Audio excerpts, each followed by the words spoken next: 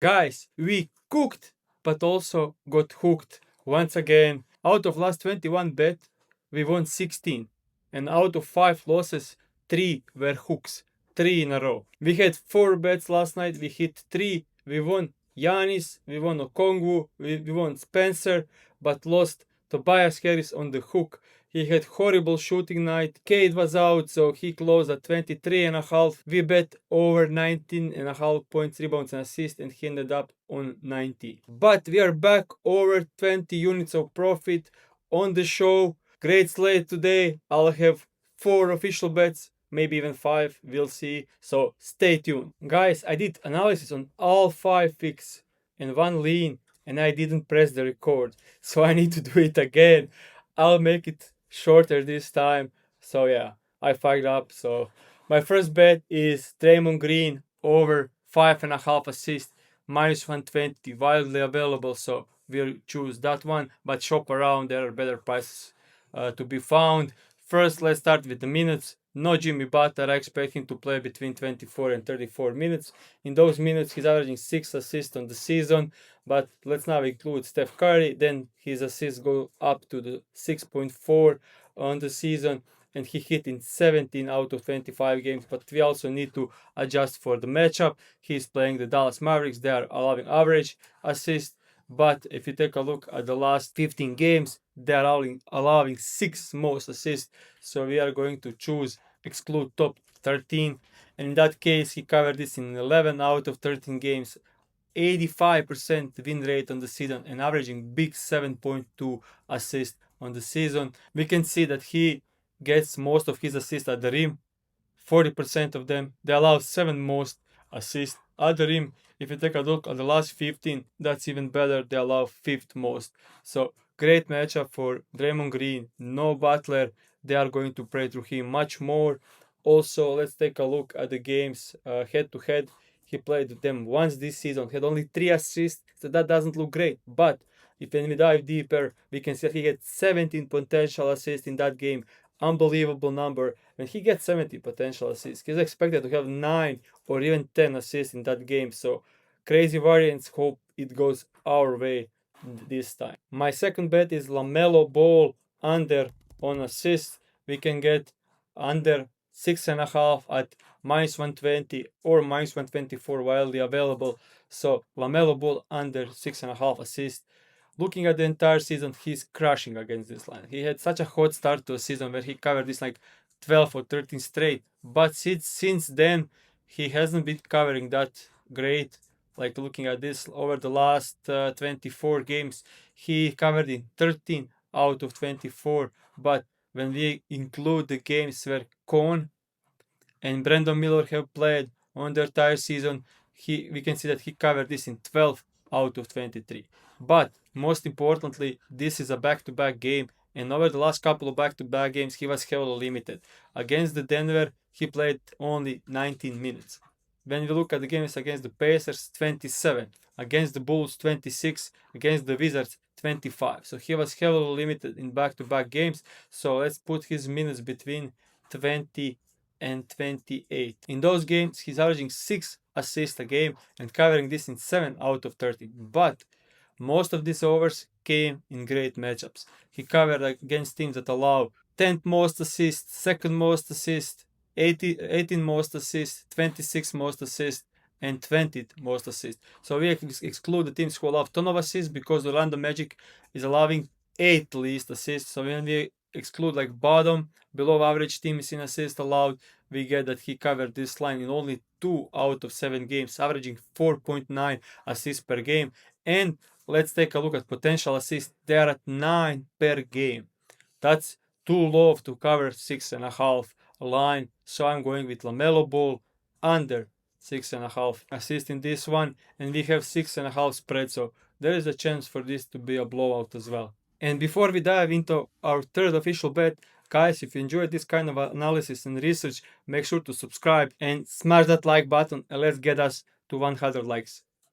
Our third official bet is going to be Donovan Clingan double-double. Yes, minus 127 to minus 130, wildly available.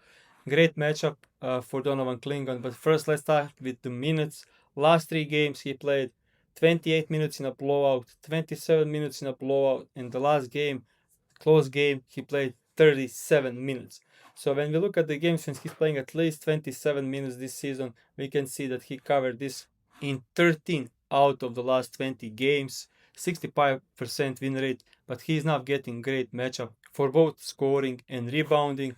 Look, first start with the rebounds. Actually, looking at this, we can see that he had 10 or more rebounds in 17 out of 20 games. Insane hit rate, and also Anders came against the Knicks and against the Houston Rockets, who allow 5th least and the least rebounds. And when we take a look at the last, I would say like 15 games, he covered this in 14 out of 15, averaging big 13.4 rebounds. And when we look at the entire season, we can see Miami Heat allows the most rebounds in the league, and that's because they also play at the highest pace, higher pace, more possessions, more rebounding chances. So that's a great spot for Donovan Clingan on rebounds. Now let's go back and look at the points. When he is playing 27 to 30 minutes this season, he covered 10 plus points in 15 out of 23 games. But now looking at the matchup, we can see that Miami Heat allows 4th most putbacks points. That's how he scores most of his points. They are also below average against pick and roll men. They also allow 10th most above the break threes. He started shooting more threes lately, and also he scores most of his points in the paint. You can see 75% of his points come from the paint. They are ranked 19th on the season, but if you take a look at the last 10 games, they are ranked 24th. If you look at the last 15, they are ranked 23rd. So lately they've been giving up even more points in the paint. So that looks great as well. So really liking this part for Donovan Clingan to cover double, 10 plus points, 10 plus rebounds. Great minutes, great matchup, great pace for him. So yeah, third official bet, Donovan Clingan. And let's now go to the fourth official bet, and that will be PJ Washington against Golden State Warriors.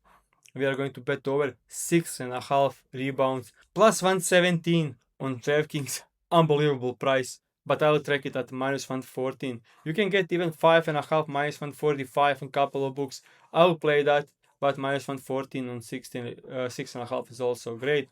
Looking at the entire season, we can see when he gets 26 or more minutes, he covered this in 19 out of 25 games, 76% win rate, clearing this line amazingly, averaging 34 minutes and 8.2 rebounds in those minutes. I expect him to play like 32, 33 tonight, so then he's averaged like 8 rebounds over those minutes.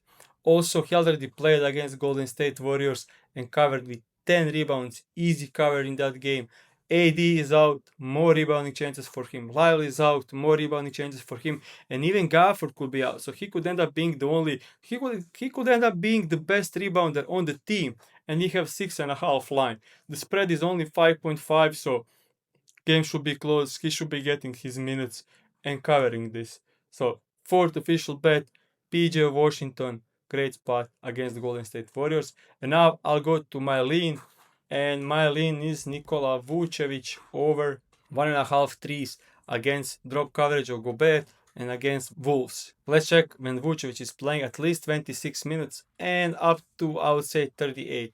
And looking at the entire season, he covered this line in 20 out of 37 games, 54% win rate. But he has great matchup correlation, great correlation against defense against his position. And now we can see that Wolves are ranked 23rd, so they allow 8 most threes to centers. And now when we filter and look at the teams who allow above average threes to centers, we can see that he covered this in 12 out of 13 games, covering this in 92% of the games, averaging almost 3 threes a game. And we also can see that he already played against the Wolves and had 3 threes in that game. 3 out of 5, okay, some shooting variant, some shooting luck, but 5 attempts should be definitely enough to cover this line. When you look at the average 3-point attempts in those matchups, he's averaging 6 attempts in those matchups, but if you turn it other way around, he covered this in only 8 out of 24 games when facing teams who don't allow threes to opposing bigs. And also, his 3-point attempts went from 6 a game in great matchups to only 4 a game in tough matchups. So obviously the hit rate is also going down. So we have 4 official bets. I'm loving this slate. one great lean on Nikola Vucevic. And that's it, guys. I needed to do this again. I spent like 30 minutes making the video, and now I just redone it in like 20 minutes. Hope you enjoyed it, and see you into the next one.